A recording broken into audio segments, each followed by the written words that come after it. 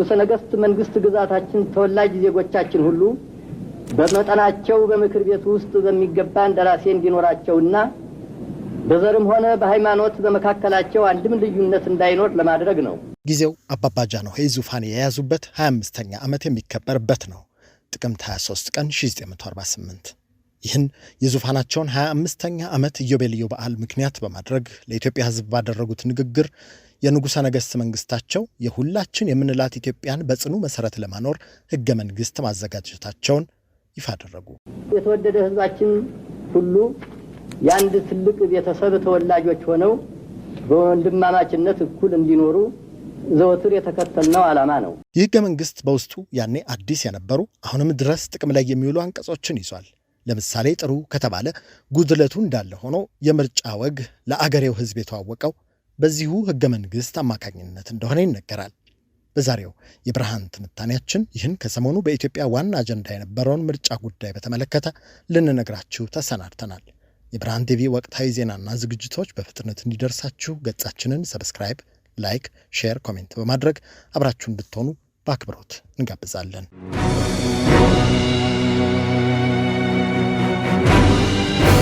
በተለይ በ1953 በግርማዊነታቸው ዙፋን ላይ ከተሞከረው መፈንቅለ መንግስት በኋላ በመጡ ዓመታት ስዩመ እግዚአብሔር የተባለው ዘውዳዊ ስርዓት ቀርቶ በኢትዮጵያ ፖለቲካ ውስጥ ስልጣን በትውልድ ሳይሆን በሰላማዊ መንገድ ለህዝብ የሚሸጋገርበት መላ እንዲገኝ ጥረቶች ሲደረጉ ቆይተዋል። ከነዚህ ጥረቶች አንዱ ደግሞ የምርጫ ዝግጅት ነው። በኢትዮጵያ ቀዳሚው ምርጫ ላይ የተሰራ ዜና እንዲህ ይላል።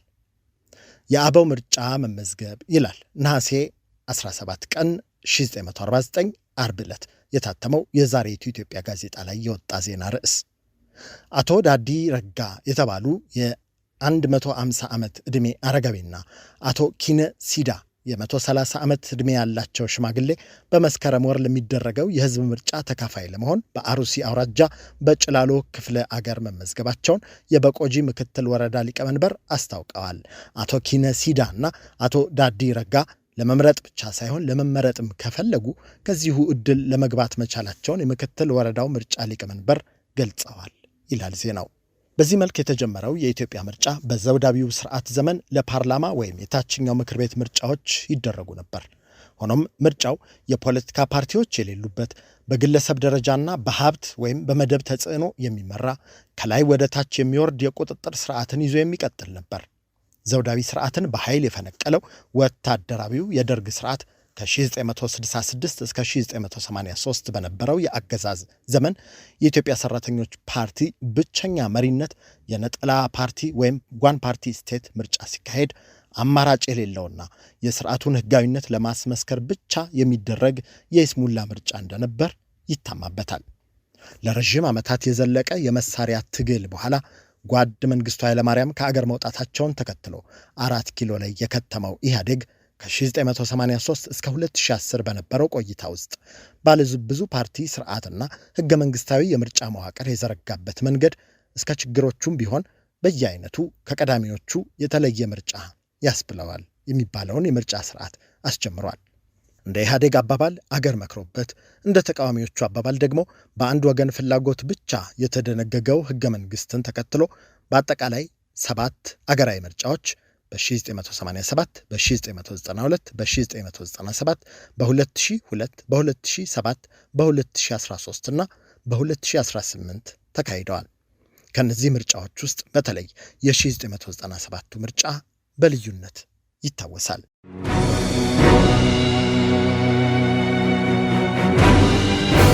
ከዚያ ቀደም ብሎም ሆነ በኋላ ያልታየ ከፍተኛ የምርጫ ፉክክር፣ የህዝብ ተሳትፎ፣ አንጻራዊ ዲሞክራሲያዊ ምህዳር የታየበት ያ ምርጫ ከምርጫ በፊትና የምርጫ ዕለት በሙሉ መኩለሄ የሚባልለት ቢሆንም ይህ አስመስጋኝ ገጹ እንዲጨልም ግን ከምርጫ በኋላ ያለች አንድ ዕለት በቂ ነበረች። እናም የድምፅ ውጤት ይፋ መደረግን ተከትሎ በተፈጠረው ቀውስና ግጭት ሲደሰኮርለት የከረመው ሰላማዊ የስልጣን ሽግግርን ህልም ሆኖ እንዲቀር አደረገው። በዚህ ጦስም ነፍስ ወደቀ። የፖለቲካ ሰዎችን ጨምሮ በርካቶች ታሰሩ፣ ተጋዙ። እንደ አንዳንዶች አባባል ኢትዮጵያ ለመቀየር የነበራትን ወደ ዴሞክራሲያዊ ስርዓት ለመጓዝ የያዘችውን አንድ መንገድ ተደነቃቅፎ የቀረው በዚያ ዘመን ነው ይላሉ ከዚያ በኋላ የነበሩት የ2002 እና 2007 ምርጫዎች ገዢው ፓርቲ ኢህአዴግ 99.6 እና 100% አሸንፊያለሁ ያለባቸው፣ የተቃውሞ ምህዳሩ እጅጉን የጠበበባቸው ሆነው አልፈዋል። ግን በ2007 ምርጫ 100% ተመርጫለሁ ያለው ኢህአዴግ ከምርጫው 1 ዓመት በኋላ በመላው አገር እየተስፋፋ በመጣ ህዝባዊ እምቢተኝነት ሲንገዳገድ ከርሞ በ2010 የስልጣን ለውጥ ሊመጣ የግድ ሆነ። በ2010 ስልጣን የያዘውና የኢህአዴግን አብዮታዊ ዲሞክራሲ አፍርሶ የመደመር ርዕዮተ ዓለም የያዘው ብልጽግና በወቅቱ በነበረው ቅቡልነት ያካሄደውን የፖለቲካ ህዳሴ ተከትሎ የብሔራዊ ምርጫ ቦርድ በአዲስ መልክ ተዋቀረ። 6ኛው አገራዊ ምርጫን ለማካሄድ አገር በተዘጋጀችበት ወቅት ግን የኮቪድ ወረርሽኝ ምርጫ ለማካሄድ የማያስችል ሁኔታ በመፍጠሩ የድምፅ መስጫ ቀንን ለማስተላለፍ በከዋኙ ተቋም ተወሰነ። ከዓመት ገደማ በኋላ የተራዘመው ምርጫ ሲካሄድ በተወሰኑ አካባቢዎች ሰላማዊና ነጻ ተሳትፎ የታየበት ቢሆንም በወቅቱ በነበሩ የጸጥታ ችግሮችና በአንዳንድ ክልሎች ለምሳሌ በትግራይ አካባቢ ምርጫ ባለመደረጉና ዋና ዋና የተቃዋሚ ፓርቲዎች ባለመሳተፋቸው ሙሉ አሳታፊነቱ ላይ ጥያቄዎች ተነሱበት። የ2012 ምርጫ ሲራዘም እኛ ምርጫ እናራዝምም ያለው የትግራይ ክልል ምርጫውን በማድረጉም በፌዴራል መንግስቱና በክልሉ መንግስት መካከል ውጥረት ሰፍኖ ነበር። እንግዲህ በዚህ ሂደት ውስጥ ታልፎ ከሰላማዊ ድባብ አካታችነት ጋር በተያያዘ የሚነሱ ጉድለቶች እየታዩበትም ቢሆን የዘንድሮው 7ኛው ጠቅላላ ምርጫ በዚህ በተገባደደው ሳምንት ተደርጓል።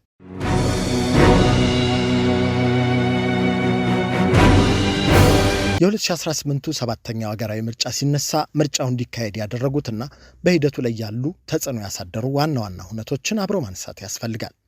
ምርጫው እንዲደረግ ገፊ ምክንያት ከሆኑ መካከል የብሔራዊ ምክክር ሂደት ተጽዕኖ ይገኝበታል።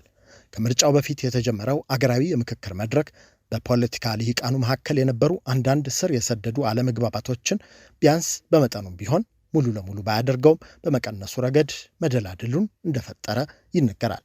ይህ ሁኔታ ፓርቲዎች ወደ ምርጫው ሲገቡ የነበረውን የእልህና የጠላትነት ፖለቲካ በትንሹም ቢሆን እንዳረገበውም ይነገራል። ሌላው የሰላም ስምምነቶች ናቸው።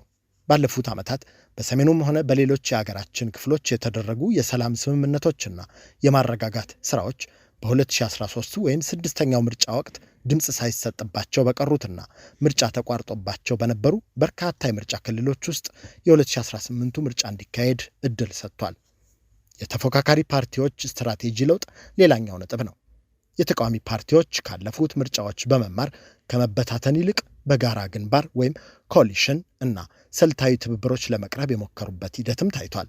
ይህ ምርጫ በከዋኙ የኢትዮጵያ ብሔራዊ ምርጫ ቦርድ በኩል ልዩነቶች የታዩበት ነው ለማለት ይቻላል። ለምሳሌ ቦርዱ በሰው ኃይል አደረጃጀትና በታችኛው መዋቅር ወይም የምርጫ ጣቢያ አስፈጻሚዎች ላይ የነበረውን የገለልተኝነት ጥያቄ ለመመለስ ሰፊ ስራዎችን ሰርቶ በተለይም የመንግስት ሰራተኞችና የገዢው ፓርቲ ካድሬዎች በምርጫ ጣቢያዎች ጣልቃ እንዳይገቡ የተደረገው ቁጥጥር ቢያንስ ከቀደሙት ዓመታት የተሻለ እንደነበር ይነገርለታል። ሌላኛው ነጥብ የቴክኖሎጂ አጠቃቀም ነበር። በተለይ የመራጮች ምዝገባና መረጃ አያያዝን በተመለከተ የምዝገባ ሂደቱን ተአማኒነት ለመጨመርና ድርብ ምዝገባን ለመከላከል በታችኛው መዋቅር የተወሰኑ የዲጂታል አሰራሮችና የተሻሻሉ የሚባሉ የመረጃ ቋት ዳታቤዝ ስራ ላይ መዋላቸው ይስተዋላል። ግን እንዲህም ሆኖ ይህ ምርጫም ከቀዳሚዎቹ አንጻር የሚሻል ተብሎ የሚነሱ ነጥቦች እንዳሉት ሆኖ ምርጫው ሙሉ በሙሉ ፍጹም እንዳይሆን ያደረጉ ተግዳሮቶች አልታጡበትም። የጸጥታ ስጋቶች ስርጭት ዋነኛው ጉዳይ ነው። በአንዳንድ የኢትዮጵያ አካባቢዎች አሁንም ድረስ የሚንቀሳቀሱ የታጠቁ አማጽያንና አልፎ አልፎ የሚታዩ የሰላም እጦቶች መኖራቸው በእነዚህ አካባቢዎች ሙሉ በሙሉ ነፃና ፍትሐዊ የምርጫ ቅስቀሳ እንዳይደረግ ገደብ መጣሉ የዚህን ምርጫ ቅቡልነት ያጎደሉ ክስተቶች ናቸው። ሌላኛው የታችኛው መዋቅር ጫና ነው። በማዕከል ደረጃ የነበረው የፖለቲካ ቁርጠኝነትና የቦርዱ ገለልተኝነት ወደ ክልል፣ ዞንና ወረዳ ሲሸጋገር አሁንም ከገዢው ፓርቲ ካድሬዎች ጫና ሙሉ በሙሉ የጸዳ አልነበረም። የተቃዋሚ ፓርቲዎች አባላት አሁንም በአንዳንድ ገጠራማ አካባቢዎች የማስፈራራትና የቢሮ መዘጋት ችግሮች እንደነበሩባቸው ጠቁመዋል። በምርጫው ወቅትም እነዚሁ ችግሮች በተለይ የታችኛው መዋቅር መንግስታዊ አስተዳደር አካላት ይህንን ችግር አባብሰውት ተስተውለዋል።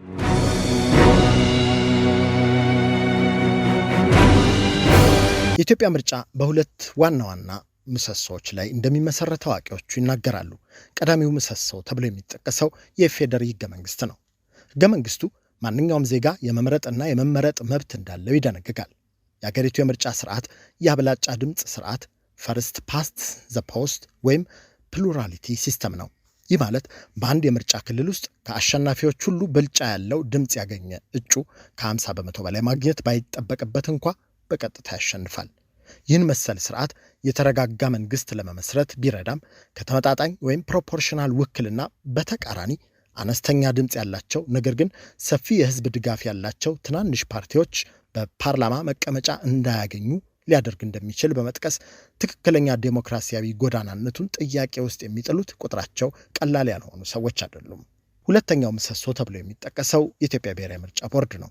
ከፖለቲካ ፓርቲዎች ተጽዕኖ ነፃ የሆነ በገለልተኝነት ምርጫን እንዲያስፈጽም በህግ ስልጣን የተሰጠው ተቋም ነው ብሔራዊ ምርጫ ቦርድ። በቅርብ ዓመታት ይህን ተቋም ፍጹም ተአማኒ ለማድረግ ሪፎርሞች ቢደረጉም በተለያዩ ክልሎች ባሉ መዋቅራዊና የአቅም ውስንነቶች ምክንያት አሁንም ብዙ ሰፊ ስራዎች ይፈልጋል። ለመሆኑ የኢትዮጵያ ምርጫ ዋና ዋና ተግዳሮት ተብለው የሚጠቀሱት ምንድን ናቸው የሚለውን ስንመለከት የጉዳዩ ባለሙያዎች በኢትዮጵያ አስተማማኝና ዴሞክራሲያዊ የምርጫ ባህል እንዳይገነባ የሚያደርጉ ዋና ዋና መዋቅራዊ ችግሮች ውስጥ ዋነኞቹ የሚባሉትን ሲጠቅሱ የጸጥታና አለመረጋጋትን ችግር አስቀድመው ያነሳሉ። በአገሪቱ የተለያዩ አካባቢዎች የሚከሰቱ የትጥቅ ግጭቶች፣ መፈናቀሎችና የሰላም እጦት ምርጫ በሚያስፈልገው የነጻነት ልክ እንዳይከናወን፣ ህዝቡም ያለ ስጋት ወጥቶ እንዳይመርጥ ትልቅ እንቅፋት ናቸው ባይ ናቸው።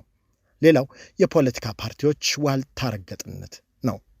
የኢትዮጵያ ፖለቲካ በሐሳብ ፉክክር ከመመስረት ይልቅ በብሔር በማንነትና በታሪክ ትረካዎች ዙሪያ የተሰባሰበ አይደንቲቲ ፖለቲክስ በመሆኑ ምርጫዎች ከአዎንታዊ ውድድር ይልቅ የእኛና እነሱ ፍልሚያ የመሆን እድሉ ሰፊ ሆኗል። ሌላኛው ነጥብ የመንግስትና የገዢው ፓርቲ መዋቅር አለመለየት ነው።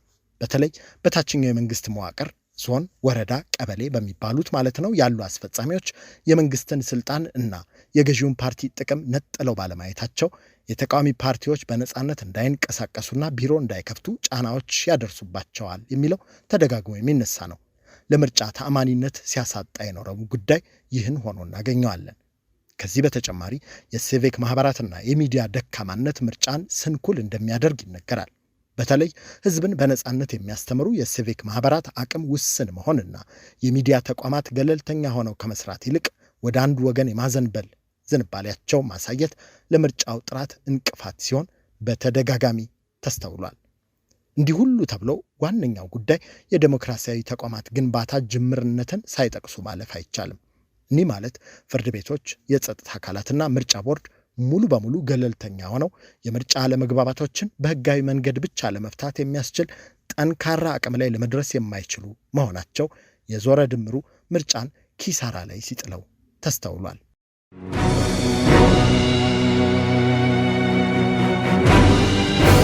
ታዲያ ምርጫ የሚጠበቅበትን ስኬት እንዲያስመዘግብ ለወደፊት ምን አቅጣጫና የመፍትሄ ሀሳቦች ማምጣት ይቻላል የሚል ጥያቄ ሲነሳ በምርጫ ሰላማዊ የስልጣን ሽግግር ለማምጣት በዋናነት 4 ምክር ሀሳቦችን ባለሙያዎች ይመክራሉ። ቀዳሚው ጉዳይ አገራዊ መግባባት ነው። ከምርጫው በፊት መሰረታዊ በሆኑ አገራዊ አጀንዳዎች ህገ መንግስት፣ ፌዴራሊዝም መዋቅር፣ የታሪክ አነጋገር ላይ በብሔራዊ ምክክር መድረክ በኩል የጋራ መግባባት መፍጠር ይመከራል። ሌላው የተቋማትን ነጻነት ማረጋገጥ ነው። የጸጥታ መዋቅሩ ማለትም ፖሊስና መከላከያን መሰል ተቋማትና የፍትህ አካላት ከማንኛውም የፖለቲካ ወገንተኝነት ነጻ ሆነው ህግና ስርዓትን ብቻ እንዲያስከብሩ ማድረግም ለነገ የማይባል ስራ ነው። ከዚያ ቀጥሎ የሚነሳው ነጥብ የምርጫ ስርዓትን ማሻሻል ይሆናል። በዚህ ጉዳይ ትንታኔ የሚሰጡ ባለሙያዎች አብላጫ ድምፅ ስርዓትን ከተመጣጣኝ ውክልና ጋር በማቀላቀል ትናንሽና የተለየ ድምፅ ያላቸው ፓርቲዎች በፓርላማ ውስጥ ውክልና እንዲያገኙ ማድረግ የህዝብን ቅሬታ እንደሚቀንስ ይመክራሉ። ሌላው ወሳኙ ክፍል የፖለቲካ ምህዳሩን ማስፋት ነው። በምርጫ የሚሳተፉ ተቃዋሚ ፓርቲዎች ያለምንም ስጋትና እንግልት በሁሉም የአገሪቱ ክፍሎች እኩል መንቀሳቀስ፣ አባላትን ማፍራትና አማራጭ ሀሳባቸውን ለህዝብ ማቅረብ የሚችሉበትን ዋስትና ማጠናከር በተለይ ከመንግስት የሚጠበቅ ስራ ሆኖ ይያዛል።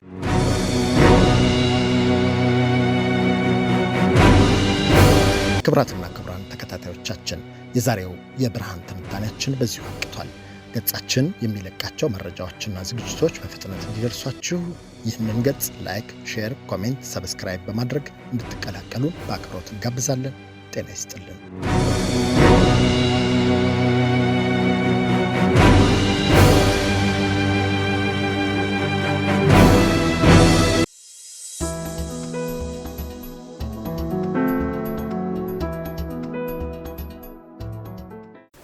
Are you a young person trying to figure out your next move? Or a young parent who needs real support, not just advice? We have built something for you. A community, a network, a place where you belong. And mentors who looks like you. Who have been where you are and want to help you get where you are going. Are you ready to take your first step? Go to sankofamentorship.org right now. Hit the Get Involved button and you can become a mentee, become a mentor, or involve as a volunteer. And let's build your future together. See you inside!